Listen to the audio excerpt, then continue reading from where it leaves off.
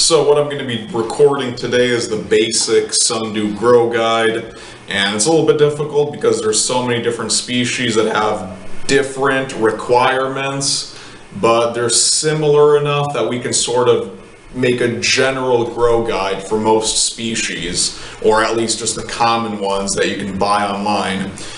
So basically, like the Venus flytraps, they're carnivorous plants and they grow in nutrient-free soil. So a 50% perlite, 50% peat moss mix is sort of just a general mix that can work for most sundews. And you're going to want to find one that's free of fertilizers or added chemicals into it, just something that's 100% peat moss or 100% pure perlite.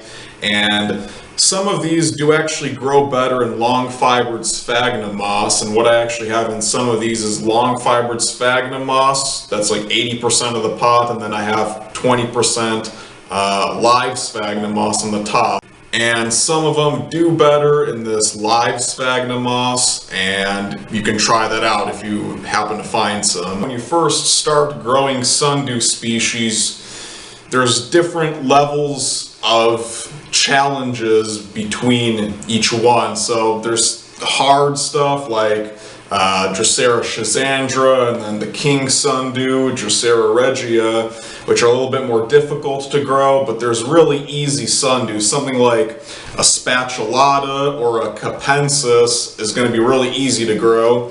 And of course I left my big adult capensis sundews back at the greenhouse. But a capensis or a spatulata, even something like this Adelaide, is just really easy to find online. It's really easy to grow. Basically, their moisture requirements are all pretty much the same, except for something like a regia, which you want to grow a little bit on the dry side.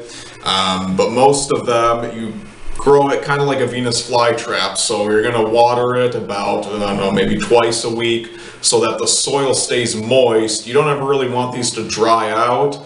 But you don't ever want them standing in a tub of water either. So just water it, wait for it to run out the bottom, and then repeat that either twice a week if it's inside your house, or if it's outside in the summertime, obviously you want to water it more often. But there's really never a reason to stand most of them in water. Now some of these, like the spatulatas, if you grow them in full sun, they can be sitting in a tub of water. Same thing with these intermedias. They also like to sit in a tub of water. But most of these just like moist soil, and you don't really want them to be too soggy, but you never want them to dry out. And of course you want to water it with distilled water.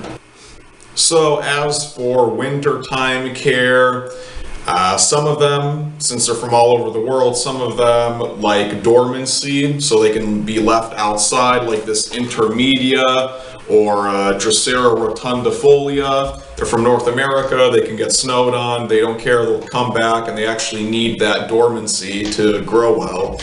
Others, like this capensis and even something like a regia, they're sort of subtropical, so they can handle colder temperatures. They don't really like it. You can pretty much grow them like a tropical plant and they'll do fine. And then some of these other ones I have here, like these Australian sundews, the Adelaide and the schizandra, they like to be warm all year round, so if you just grow them in your house in a terrarium all year, they'll be fine. Now the next thing that I'll bring up is feeding, because you don't really need to feed these, although it does help, especially for growing some of these indoors in a terrarium. What you want to do is you want to feed it because it'll grow a lot better. And what you can do is you can buy fish pellets, something that's like shrimp based, and there's little pellets in there, and you can crush that up into sort of a powder, and then you sprinkle the powder on top of the leaves maybe like once a month. Remove it after a couple days when it starts to get moldy, and that should be enough food for them for the whole month. And they don't really need to get fed too much, just that fish powder sprinkled on them once a month is enough to have really good growth. So most sundews can be grown outdoors in full sun. That's the best thing for them because they'll get all the light they need. Although there is some species that are sort of sensitive, like this schizandra that if you put them outside, they'll burn in the sunlight. And then there's some like spatulatas, which also kind of don't like full sun. They prefer to be inside.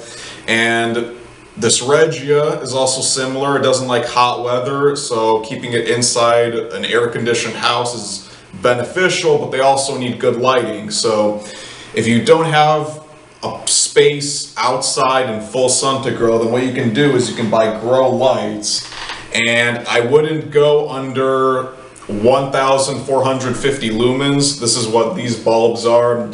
Pretty much you should be looking for two numbers, the K range and then the lumens. So on the front of the package, it should say at least 6,500 K and at least 1,400 lumens. You can of course get stronger lights and that'll be fine, but something that's cheap like this found at Lowe's or Home Depot is going to be enough. And these are just standard compact fluorescent bulbs that you can screw into a clamp fixture like this and put it on the side of a terrarium, and that'll be enough light for them. So that's pretty much it for growing sundews. They're really simple plants. What I might do is I'll come back and I'll make individual videos about each species, just in case somebody wanted a video all about Capensis sundews or a video all about king sundews. But pretty much the care for them is sort of like Venus flytraps. All you have to do is have nutrient-free soil, distill the rainwater, don't ever fertilize them, keep the soil moist, and give it really good bright light, and they should all do fine.